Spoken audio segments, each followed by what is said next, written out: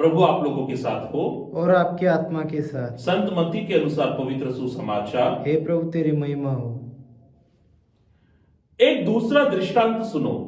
किसी भूमिधर ने धाक की बारी लगवाई, उसके चारों ओर घेरा बनवाया, उसमें रस का कुंड खुदवाया और पक्का मचान बनवाया। तब उसे असामियों को पट्टे पर देकर वह परदेश चला गया। फसल का समय आने पर उसने फसल का हिस्सा वसूल करने के लिए असामियों के पास अपने नौकरों को भेजा, किंतु असामियों ने उसके नौकरों को पकड़कर उनमें किसी को मारा पीटा, किसी की हत्या कर दी और किसी को पत्थरों से मार डाला। इसके बाद उसने पहले से अधिक नौकरों को भेजा और असामियों ने उनके साथ भी वैसा ही किया। अंत में उसने यह सोचकर अपने पुत्र को उनके पास भेजा कि वे मेरे पुत्र का आदर करेंगे, किंतु पुत्र को देखकर असामियों ने एक दूसरे से कहा, यह तो उत्तराधिकारी है, चलो हम इसे मार डाले और इसकी विरासत पर कब्जा कर ले। उन्होंने उसे पकड़ लिया और दाखबरी से बाहर निकालकर मार डाला। प्रभु का सुसमाचार। हे क्रिस्त तेरी स्तुति हो।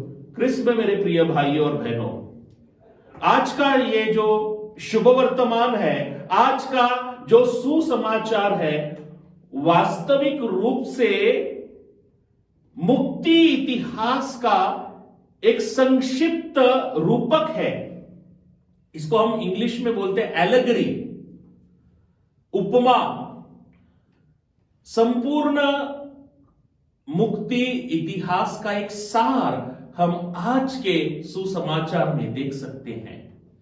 और यह सुसमाचार, यह रूपकथा केवल संत मत्ती के सुसमाचार में है।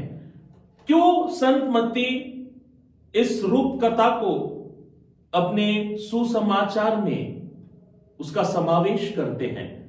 इसके पीछे एक कारण है, क्योंकि मत्ती के समुदाय में कुछ यहूदी थे, मुख्य रूप से यहूदी थे, और उससे भी ज्यादा परराष्ट्रीय थे, विधर्मी थे, जेंटाइल्स, जिसको यहूदी पसंद नहीं करते थे। वे क्रिस्ती बन चुके थे, ईसाई बन चुके थे, लेकिन बहुतांश यहूदियों ने ईसा के संदेश को नाकारा, उसका रुस्वा किया, धिक्कार किया।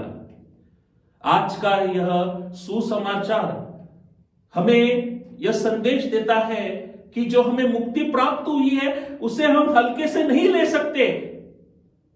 हमें एक अच्छे ईसाई के रूप में अपने कर्मों के द्वारा, अपनी प्रार्थना के द्वारा और साथ ही साथ अपनी श्रद्धा के द्वारा, विश्वास के द्वारा यह प्रकट करना है, साक्ष्य देना है कि हम यीशु के अनुयायी हैं।